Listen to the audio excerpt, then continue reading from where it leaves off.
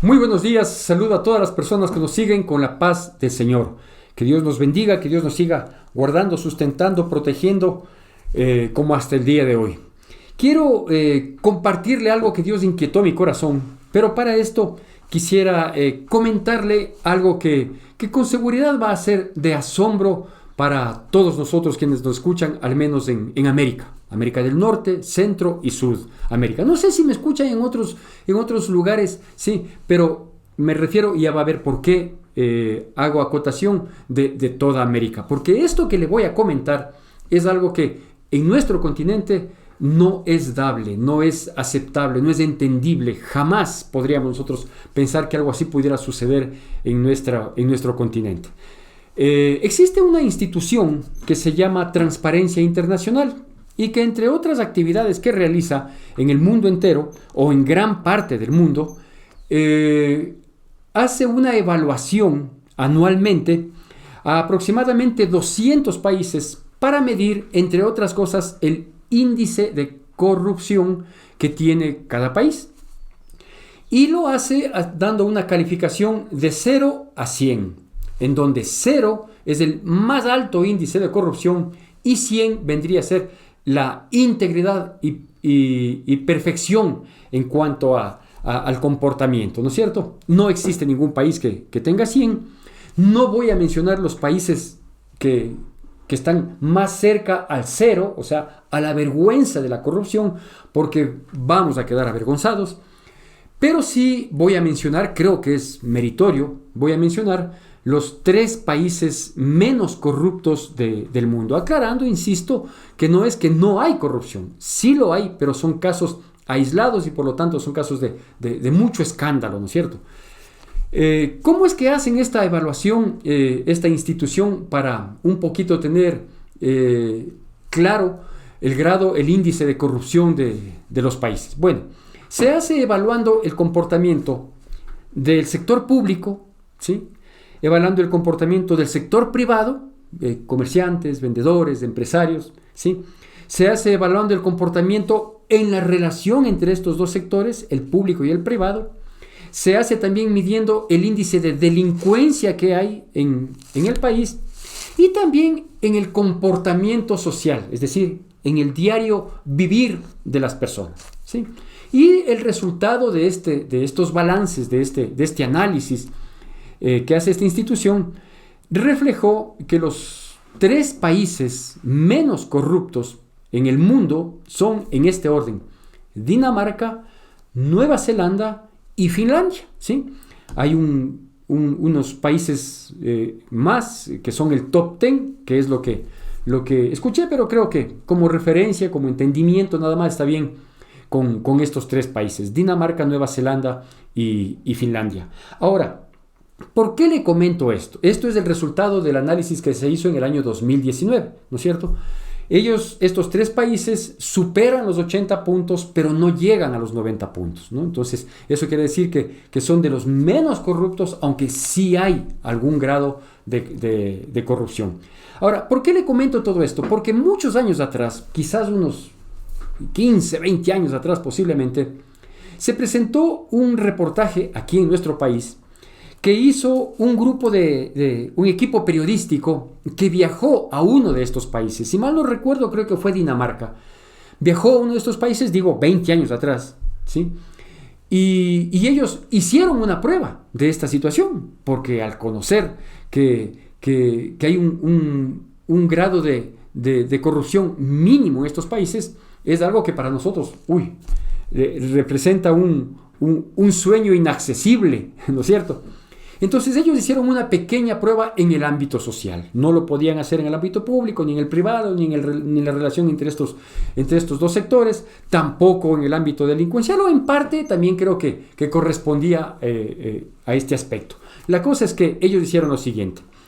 2 de las personas del equipo periodístico se sentaron en un restaurante que quedaba al aire libre, que quedaba a la calzada. Y después de haberse tomado un par de bebidas, a propósito dejaron una billetera en donde se notaba evidentemente que había dinero, ¿sí? Y lo dejaron en la mesa. Acabaron de tomar su bebida, cancelaron la cuenta se levantaron y a propósito dejaron aquella billetera con el dinero a vista de las personas. Y más o menos por el lapso de unos 15 a 20 minutos, ¿sí?, la billetera quedó ahí mientras transeúntes pasaban, ¿sí?, de ida y vuelta. Habrán pasado 20 personas posiblemente en ese lapso, ¿sí? Y lo curioso es que estas personas ni siquiera regresaron a ver, ¿sí?, a la mesa en donde estaba esta billetera. Ni siquiera les llamó la atención mirar algo así. Otra cosa curiosa fue que el salonero, una vez que los personas que se sirvieron las bebidas se fueron, el salonero se acercó a levantar las cosas, la vajilla, las botellas de la bebida, ¿sí? Y él miró la billetera ahí, y no obstante de haber mirado, tampoco la tomó, ¿sí? Luego del tiempo de prueba de los 15, 20 minutos que pasó, con la cámara enfocada sin moverse, pues ellos se acercaron para decir que habían olvidado la billetera ahí. Y el salonero les dijo, ahí está. Pero él fue consultado. Le preguntaron a él y le dijeron que por qué él no había tomado la billetera para al menos entregarla a la administración, de tal manera que si alguien iba a reclamar, ¿sí?, pues de razón de que él había tomado. Y él les dio una respuesta en dos aspectos. Le voy a mencionar el segundo y luego el primero en importancia, a mi criterio. La segunda respuesta que él dio de por qué no había tomado esa billetera que había sido olvidado en la mesa donde él recogió lo que había que recoger, él dijo, porque si alguna persona olvida algo, sí, tenemos la seguridad de que al recordar va a venir a retirar. Así que no recogí porque las personas tienen que encontrar las cosas en donde habían dejado, ¿no es cierto? Por eso no lo tomé. Es decir, él sabía que algún rato iban a volver. Perfecto. Pero la respuesta más importante por la que él no tomó esa billetera, pudiendo hacerlo, ¿sí?, él dijo, porque nosotros no tenemos por qué tomar lo que no es nuestro. Imagínense qué palabras tan angelicales suenan para nosotros, ¿sí? Es increíble, es inconcebible para nosotros que una situación así suceda. ¿Por qué? Porque acá no hace falta olvidarse una billetera. Acá uno puede tener su billetera dentro de un bolsillo interior, puede tener dinero en su bolsillo, en algún lugar secreto, que más bien somos arranchados, somos sacados bajo amenaza de muerte, con una pistola en la frente, con groserías, malas palabras. Ahora roban un celular y le arrastran a la persona que se opone al celular. Muchas personas han muerto por no entregar su celular. O sea, por eso digo que para nosotros eso es un sueño, ¿no? Es como que si estuviéramos muy cerca del cielo al mirar una situación de esa naturaleza. Les digo, eso mirábamos, eso fue un reportaje que se dio hace algunos años, y por la calificación que tienen estos países, sí, posiblemente esa actitud en el ámbito social pues siga siendo así, quizás siga siendo así. Bueno, todo esto le comento ¿por qué? Porque las actitudes correctas que deben haber en nuestras vidas, ¿sí?, son el desarrollo de nuestra personalidad, de nuestra actitud. Es decir, nosotros vamos adquiriendo ese tipo de comportamiento, ¿sí? Y conforme nosotros vamos adquiriendo ese comportamiento, vamos madurando en ese sentido, de tal manera de que todo lo que es principios, valores, etcétera, etcétera, se afirmen y se afinquen en nosotros. Y Dios trabaja exactamente de ese modo, ¿sí? Quiero darle lectura de unos pocos versículos de la palabra de Dios, que se encuentra allá en el libro de Jueces, capítulo 3, versículos del 1 al 6, y es una historia que tiene que ver mucho con este antecedente que me he permitido contarle. Vamos a hacer la lectura con atención y con la reverencia a la palabra de Dios, de Jueces, capítulo 3, versículos del 1 al 6, y dice así: Estas pues son las naciones que dejó Jehová para probar con ellas a Israel, a todos aquellos que no habían conocido todas las guerras de Canaán, solamente para que el linaje de los hijos de Israel conociese la guerra, para que la enseñasen a los que antes no la habían conocido. Los 5 príncipes de los filisteos, todos los cananeos, los sidonios y los heveos que habitaban en el monte Líbano, desde el monte de Baal Hermón hasta llegar a Amad. Y fueron para probar con ellos a Israel, para saber si obedecerían a los mandamientos de Jehová que él había dado a sus padres por mano de Moisés. Así, los hijos de Israel habitaban entre los cananeos, heteos, amorreos, fereceos, heveos y jebuseos. Y tomaron de sus hijas por mujeres, y dieron sus hijas a los hijos de ellos, y sirvieron a sus dioses. Bueno, déjeme un poquito encuadrarle en el momento de la existencia o de la historia del pueblo de Israel. El pueblo de Israel, el pueblo de Dios, al pueblo al cual le había dado un conjunto de mandamientos, principios, preceptos, para que se manejase dentro de ellos, a costa de que su obediencia iba a acarrear bendición, protección, provisión, mejoramiento, prosperidad, etcétera, etcétera, sanidad, etcétera, etcétera, ¿no es cierto? Es decir, Dios le dijo, yo te voy a dar mandamientos, y si los cumples, pues estas bendiciones te van a alcanzar, ¿no es cierto? Le dice, acuérdate de escuchar y guardar todos los mandamientos que yo te doy, guárdalos en tu corazón, ¿sí? Y ponlos por obra para que estas bendiciones te alcancen. Entonces, esa es la idea de Dios, ¿no es cierto? De darnos unos preceptos, de darnos unas leyes para nosotros manejarnos en el cumplimiento de esas leyes, y que el cumplimiento de esas leyes van a permitir que las bendiciones que todos anhelamos, que todos queremos en todos los ámbitos, lleguen a nuestras vidas. Pero Dios tenía que probar esa situación, ¿no es cierto? Y efectivamente Dios había dado esas disposiciones mientras le sacó desde Egipto, de la esclavitud de Egipto, a la libertad en pos de la tierra prometida. Este libro de Jueces habla del momento en que el pueblo de Israel ya entró en la tierra prometida, a esa tierra que había ofrecido a sus padres, que le dijo que era una tierra que fluye leche y miel, una tierra más que fructífera, y efectivamente lograron comprobar con aquellos 12 espías que mandó Moisés, lograron comprobar que efectivamente esa tierra era más que fértil, que esos animales eran más que engordados y saludables, ¿no es cierto? Era una tierra por la cual no habían trabajado, sin embargo era una tierra por demás fructífera, ¿sí?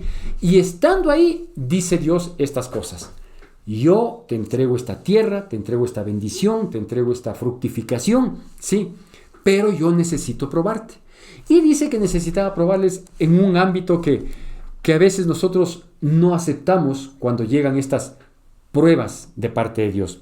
Dice que Dios dejó esas naciones ahí, y menciona inclusive los nombres de estas naciones, porque eran naciones que tenían costumbres diferentes, ¿no es cierto? Ellos no se regían por los mandamientos de Dios, ellos no se regían por los principios, por los valores que Dios les había dado, ¿sí? Más bien ellos se regían, o no se regían por nada aparentemente, se regían por su propia concupiscencia, por su propia carnalidad. Ellos no tenían límites, ellos vivían como querían, tenían dioses ajenos a los cuales mismo terminaban irrespetando, etcétera, etcétera, etcétera, ¿no es cierto? Es decir, ellos tenían idolatría, tenían religiosidad, tenían inmoralidad, mucha hechicería, muchísima hechicería, brujería, satanismo, o sea, era un paganismo total, ¿no es cierto?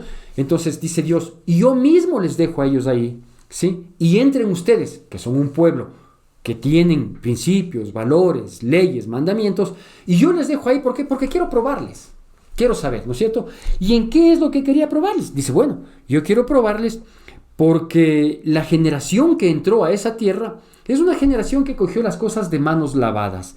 Dice, yo quiero probarles principalmente a aquellos que no conocieron las guerras de Canaán, es decir, aquellos que no conocieron todo el trayecto anterior de cómo se consigue las cosas, cómo se logra, que nunca sufrieron el esfuerzo, la abnegación, el trabajo, la limitación, que por un lado llega a lograr las cosas, pero por otro lado forma nuestro carácter, moldea nuestras vidas, ¿no es cierto? Nos va haciendo crecer como seres humanos. ¿Cómo se crece? Pues con guerras, con confrontaciones, con debilidades, con limitaciones, etcétera, etcétera. Entonces dice, yo quiero probarles a ellos para ver, ¿no es cierto?, qué tan obedientes son conmigo, de tal manera que por eso yo dejo a esas naciones en medio de ustedes. También quiero ver si ustedes son capaces de conseguir las cosas, de ponerle ganas, ¿no es cierto?, de desarrollar en ustedes la fuerza, la creatividad, la entrega, la abnegación, el sacrificio. O sea, yo quiero ver, por eso dice, yo quiero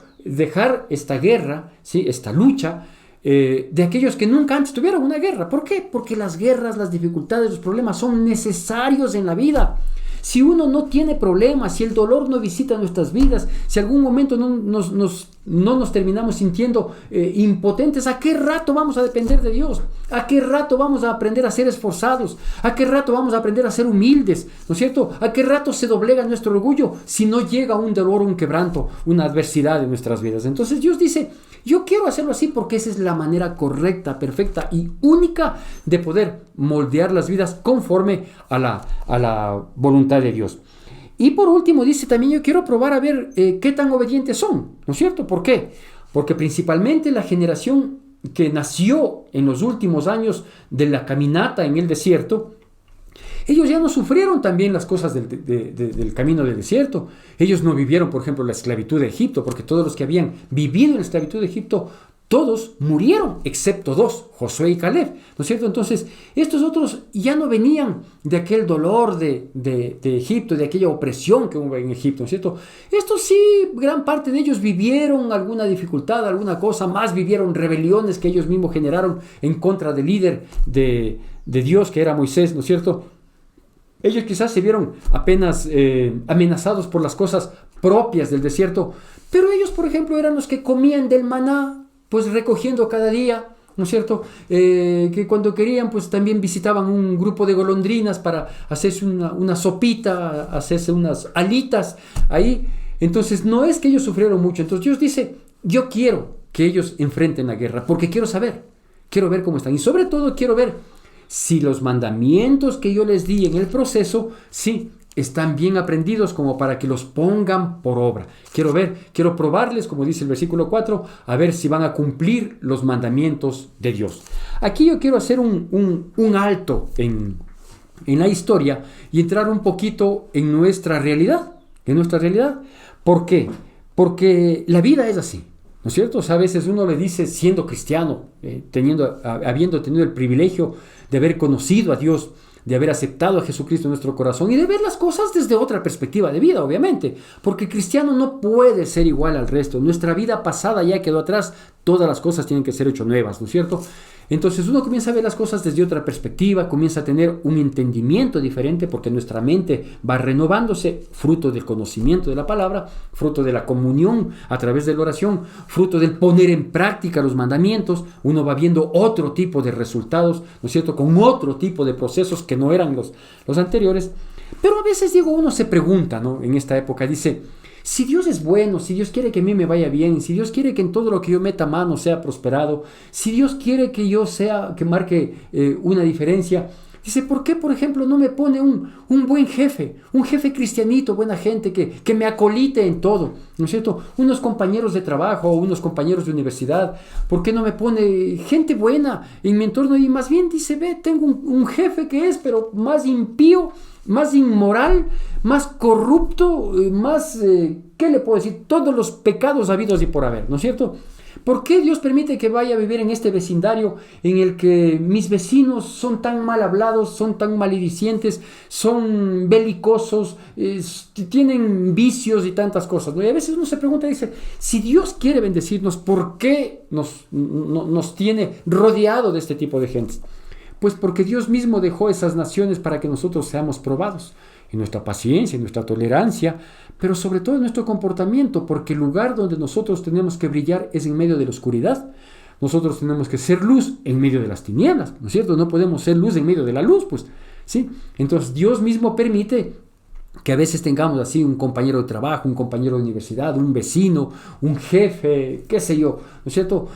O si no es uno, son muchos más, que tienen costumbres diferentes, ¿no es cierto? Que llega el viernes y están desesperados por ir a farrear, por beber, por adulterar, por fornicar, por la lascivia, la concupiscencia, por toda la podredumbre de comportamiento humano, ¿no es cierto? Y son gente que está en nuestro entorno y uno tiene que aprender a manejarse en esa situación. ¿Por qué? Porque Dios quiere probarnos, a ver qué tan comprometidos estamos con Dios. ¿Por qué tenemos a veces guerras, conflictos, confrontaciones con la gente? Porque Dios quiere ver la dependencia que nosotros vamos a tener con Él.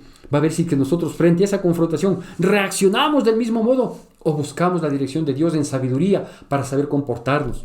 A ver si es que nosotros tenemos la condición, por ejemplo, de ganar muchas batallas, sí, doblegando nuestro orgullo, que así es como se gana. O muchas veces queremos, sí, ganar las batallas como pretende ganarla el mundo, ¿no es cierto? O sea, si tú estás bravo, yo soy más bravo. Si tú me buscas, me encuentras, ¿no es cierto? Si es que me das un puñete, yo te devuelvo dos, ¿sí? Y si me pones el pie, yo te revuelco, ¿sí? Entonces Dios dice, no, las cosas no son así. Puedes ganar esta batalla doblegando tu orgullo. Entonces Dios mismo permite las circunstancias, Dios mismo permite las situaciones para que nosotros podamos enfrentarnos y al actuar conforme a la voluntad de Dios, ir siendo moldeados, formados, trabajados ciertamente, ¿no es cierto? Eso de ser podados, eso de atentar contra nuestro ego para que yo mengüe y él crezca, etcétera, etcétera. Eso es un trabajo que trae muchas veces dolor, tristeza, pero el que quiere venir en pos de mí tiene que negarse a sí mismo, tomar su cruz cada día y seguirme, dice el Señor, ¿no es cierto? Entonces, nada es fácil en esta vida, nada es fácil. Todo lo bueno es caro, lo dije hace no mucho, hace unas 2 o 3 prédicas creo, ¿sí? Así que en este sentido, yo quiero mencionarle unos 3 aspectos, ¿sí? de cómo Dios permite que nosotros vivamos para ser probados, a ver si cumplimos los mandamientos de Dios. Y de paso le digo, este pueblo que había entrado en la tierra prometida, a recibir una tierra que fluye leche y miel, a recibir todo de manos lavadas, algo extremadamente fructífero, bueno por demás, ¿sí? Fue probado de este modo, dejó Dios a esas naciones ahí para probarle, para saber, para que enfrente la guerra, más la guerra psicológica que la misma guerra física, ¿no es cierto? Y fracasó, porque dice el versículo 6 que leímos en nuestra porción oficial, que ellos doblegaron su posición de hijos de Dios y tomaron mujeres de esta tierra, ¿no es cierto? Y obviamente al tomar mujeres de esa tierra, pues se rindieron a sus encantos. Al rendirse a sus encantos, se volvieron esclavos de sus pasiones, de sus pretensiones, y terminaron adorando a dioses ajenos. Con tal de hacerle feliz, con tal de mantener la paz, la armonía, la tranquilidad con una mujer no cristiana, no creyente, no con los mismos principios, no con los mismos valores, entonces me voy en pos de tus dioses. Y usted dirá, ¿cuáles son esos dioses hoy? Bueno, pues nos vamos en pos del Dios del deleite, de la carnalidad, ¿no es cierto? Yo te amo, yo te quiero, yo te conocí que no eras cristiana, yo no te conocí a ti en una iglesia, yo no te conocí a ti en el evangelio, nunca un punto de comunión entre tú y yo fue el temor a Dios, ¿no es cierto? Así que como yo te conocí farrera, para que no te vayas de mi lado, vamos a seguir farreando. Yo te conocí irresponsable, irreverente, para que no te vayas de mi lado, voy a acolitarte lo irresponsable, lo irreverente. Yo conocí que tú primero buscabas el deleite y luego el cumplimiento de las obligaciones, y me toca aguantarte. Eso es en pos de dioses ajenos, ¿sí? En pos de dioses que no tienen principios, que no tienen valores, que no tienen límites, sino la concupiscencia, la lujuria, la avaricia, la corrupción, la violencia, todo ese tipo de cosas, ¿no es cierto? Fracasó este pueblo. Y obviamente usted puede leer los versículos posteriores, pues lastimosamente solitos se fueron a la esclavitud, ¿sí? Cuando Dios les había llevado para darles libertad. Pero bueno, eso fue este pueblo. Nosotros podemos ser la excepción. En el nombre de Cristo Jesús, que así seamos, ¿sí? El primer punto que yo quiero decirle es que Dios permite que nosotros vivamos en un mundo, primer punto, con pecados socialmente aceptados, ¿sí? Así es como vivimos, en medio de pecados socialmente aceptados, ¿no es cierto? Por ejemplo, hoy se vive en medio de vicios, se vive en medio de permisividad sexual, ¿no es cierto? Hoy es muy común la idolatría y la religiosidad. Entonces, ¿qué se hace ahora? Dice, ve, vive como quieras. Puedes vivir juntos sin casarte, ¿sí? Si se aman, ¿cuál es el problema? ¿No es cierto? Puedes tener más de un compañero o compañera sentimental si es que no te dejas descubrir. ¿Cuál es el problema? Si no te dejas descubrir, eres pilas. Si te dejas descubrir, eres tonto, ¿no es cierto? Ni siquiera se contempla la posibilidad de que, oye, pero eso no está bien. Eres chapado a la antigua, eres de los viejos, tienes que actualizarte, qué sé yo, tantas barbaridades que se dicen, ¿no es cierto? Pero vivimos en un mundo en el que el pecado es socialmente aceptado. Si es que te enojas de tu enamorada y te buscas otro hombre siendo tu hombre o te buscas otra mujer siendo tu mujer, pues el matrimonio homosexual está socialmente aceptado, ¿no es cierto? Está socialmente aceptado también la corrupción. Y usted me va a decir, no, pero pastor, no dice que usted es abogado. Usted debe conocer que hay leyes anticorrupción, que hay instituciones anticorrupción. Siempre y cuando se descubra, pues. Pero si no se descubre, uno queda de intachable, ¿no es cierto? ¿Por qué? Porque obtuve un sobreseimiento ante la posibilidad de insinuación siquiera de que yo fuera un corrupto. Pero eso delante de los ojos de los hombres, pues porque la justicia es comprable, ¿no es cierto? Pero delante de Dios. Entonces Dios permite que vivamos en un mundo, este es el primer punto, en un mundo en donde hay pecados socialmente aceptados para ver cuál es nuestro comportamiento. Si nos sumamos a ese mundo o si comenzamos a marcar la diferencia, decimos definitivamente todo puede estar permitido, inclusive hay pecados que son legitimados, sí, pero no porque el pecado sea aceptado o legitimado, yo voy a vivir igual que esos. No puedo vivir igual. ¿Por qué? Porque yo soy hijo de Dios. Porque yo veo las cosas diferentes. Porque mi vida rige este libro que es vida para el que la lee y la cumple. ¿No es cierto? Primer aspecto. El segundo aspecto es que Dios mismo permite que nosotros veamos un facilismo y trampas para conseguir todo lo que usted quiera. ¿No es cierto? Entonces, vivimos en un mundo de facilismo y trampas para conseguir todo. El vivo vive del tonto y el tonto de su trabajo. Y el tonto es el cristiano, el que hace las cosas el que hace las cosas correctas, el que hace las cosas con integridad, con transparencia, aún a costo de sí mismo, ¿no es cierto? Pero si yo digo, vea, yo soy partícipe de tal tendencia política y por lo tanto le odio al de la otra tendencia, porque antes había diferencias políticas, hoy no, hoy hay odios políticos, ¿sí? Antes había algún grado de respeto a la opinión ajena, hoy no. Ahora simplemente si tú no eres de los míos, te odio, te acribillo, te acabo, ¿no es cierto? Si puedo acabar contigo y con todos los tuyos, lo hago. Y eso me hace sentir triunfante, ganador. En ese mundo depravado y satánico estamos viviendo, ¿no es cierto? Entonces hoy existe el facilismo, ¿sí? Y hay trampas para absolutamente todo. ¿Quieres obtener una licencia profesional de tal categoría para la cual se requiere todo un proceso, pero quieres obtenerlo en 5 minutos? Tienes que pagar tanto y lo consigues, punto. Algo muy típico de hoy en día. ¿Quieres traerte un vehículo de alta gama a un costo bastante menor? Perfecto. Ahórrate $50,000 en el vehículo y paga $2,000, $3,000 para obtener un carnet de discapacidad, ¿no es cierto? Lastimosamente nosotros, sin saberlo, digo nosotros, el pueblo, nuestra nación, el pueblo ecuatoriano, elegimos una gran cantidad de discapacitados para asambleístas. Hemos elegido, no sabíamos de esto, ¿no es cierto? Quizás esto sea un requisito posterior de que nos digan sí, quiénes son discapacitados y quiénes no, y quizás pudiera hacerse un análisis para ver si es que hay algún discapacitado, uno o más, o muchos más discapacitados mentales o discapacitados morales, ¿sí? Para no tomarles en cuenta, ¿no es cierto? Estamos a pocos meses de elecciones, entonces quizás pudiéramos tener ese parámetro. Entonces, por ahí un discapacitado mental, ¿no es cierto? Alguna cosa, a este no le tomamos en cuenta porque no va a ser de mucha utilidad. Pero así es, vivimos en ese mundo del facilismo, de la trampa, del engaño, ¿no es cierto? ¿Cómo somos nosotros? Los que nos decimos cristianos, los que decimos que creemos en Diosito. Somos partícipes de esa corrupción, de esas picardías, nos vamos igualmente por la tangente, hacemos exactamente lo mismo, ¿sí? Somos de los que llegamos tarde y nos ponemos primero en la cola, dicen, no, si yo le dejé encargando, o somos de los que hacemos cola. O sea, ¿cómo somos nosotros? En pequeñas cosas que repercuten grande, porque el que es fiel en lo poco, en lo grande también es fiel, ¿no es cierto? Pero el que en lo poco usa la picardía y uno dice, no, pero si es solo para eso. Pero si en lo poco eres así, tenlo por seguro que si el día de mañana tienes la oportunidad de estar en un evento, en una situación de mayor magnitud, lo vas a hacer, y lo vas a hacer sin pensar dos veces. Corrupto, corrupta, ¿no es cierto? Entonces, ¿cómo conseguimos las cosas? ¿Cómo consiguen los puestos públicos o privados? ¿Sí? ¿Cómo se consigue? No solo con las recomendaciones, ¿sí? O inclusive a veces prestándose para cosas inmorales. ¿Cómo consigues un ascenso en tu trabajo?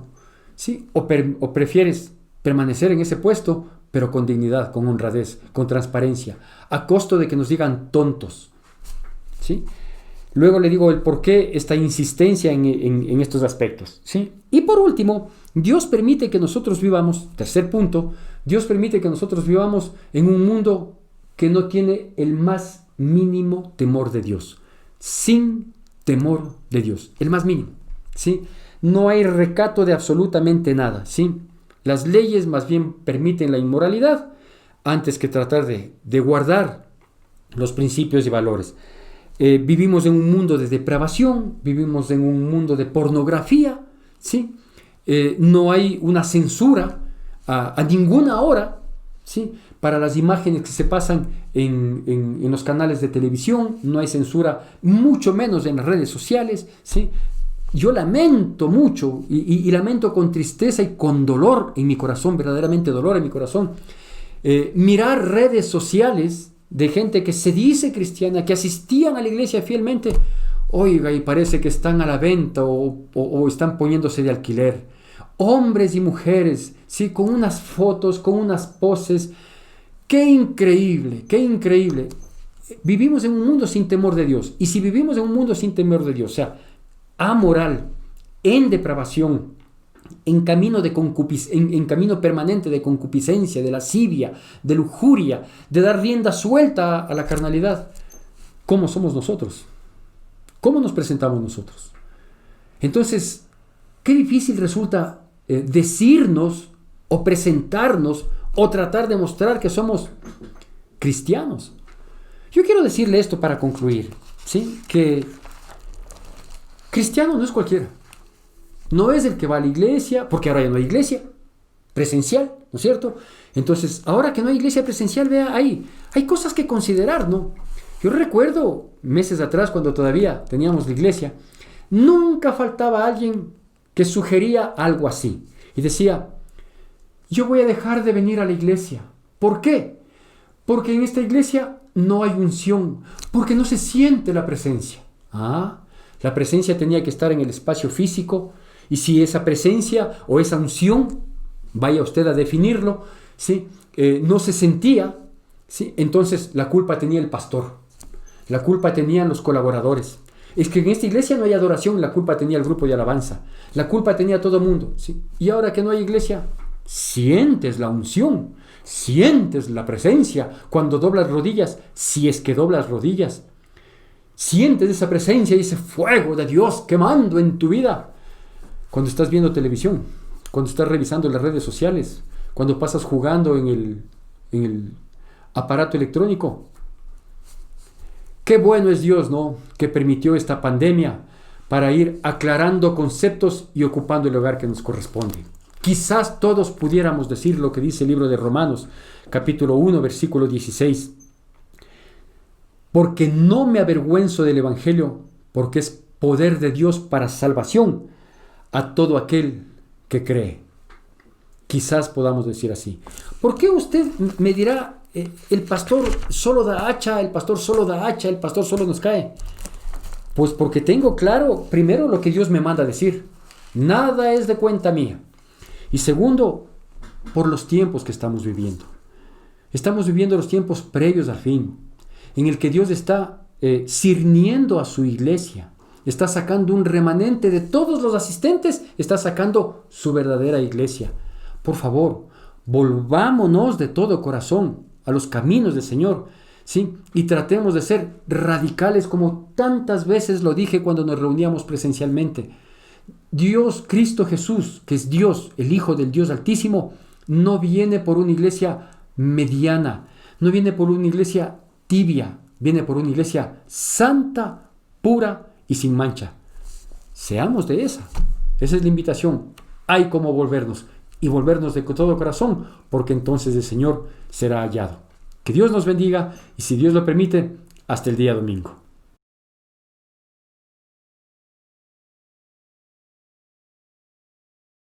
Querida familia del Centro de Adoración Cristiana, queremos en esta hora hacer un recuerdo y una invitación a toda la familia de la fe para conmemorar aquella fiesta que hace un par de años habíamos instituido acá en nuestra congregación para el tercer viernes del mes de noviembre, de todos los años que Dios nos regale, en nuestra fiesta de gratitud. Estamos plenamente conscientes de los momentos difíciles que ha vivido el mundo, ha vivido nuestra nación, nuestro país. Muchos de nosotros en este tiempo hemos perdido seres queridos. La economía del mundo se ha venido abajo. Hay miles de personas que están sin trabajo. Muchísimos negocios, empresas han tenido que cerrar, con toda la complicación financiera que esto significa.